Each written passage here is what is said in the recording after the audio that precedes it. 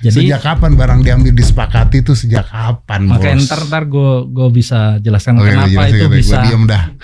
Gue diem dah ya. Kenapa bisa muncul putusan MK itu? Ya.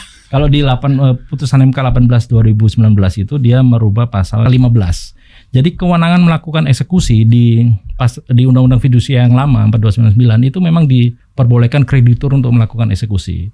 Karena adanya ketidakadilan bagi debitur, banyaknya permasalahan, makanya diujilah itu dengan putusan MK nomor 18 tahun 2019. Dia membatalkan frasa kekuatan eksekutorial.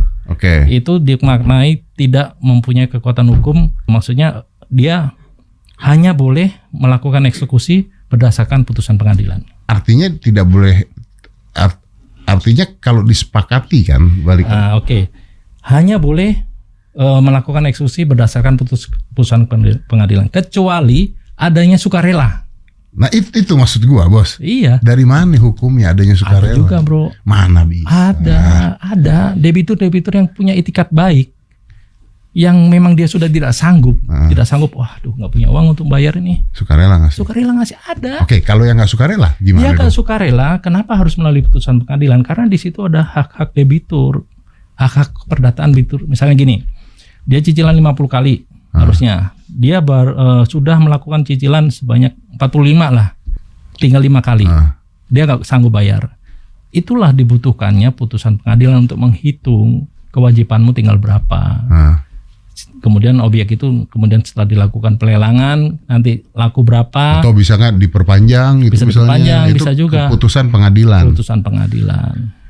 Oke, kalau keputusan pengadilannya mengatakan sita barangnya. Emang harus disita? Enggak, ya misalnya eksekusi. Sita barangnya. Ya. Yang menyita debt collector bukan? Yang menyita adalah jurusita. Bukan debt collector. Bukan debt collector. Kembali lagi garis bawah. Debt collector tidak punya hak untuk melakukan eksekusi. Oke. Itu sudah fix. Itu Oke. Oke, tunggu. Ini asik nih. Iya. Oke. Kalau debt collector tidak punya hak itu ya. Berarti boleh nggak dia menekan secara psikologis? Apalagi. Lah kan biasanya begitu kejadian kan. Di POJK itu jelas ditulis tidak boleh menggunakan kekerasan, tidak boleh mempermalukan, tidak boleh menagih secara berulang-ulang terus sampai membuat tekanan psikologis. Tidak boleh menagih hanya boleh menagih di alamat domisili, itu jelas di POJK.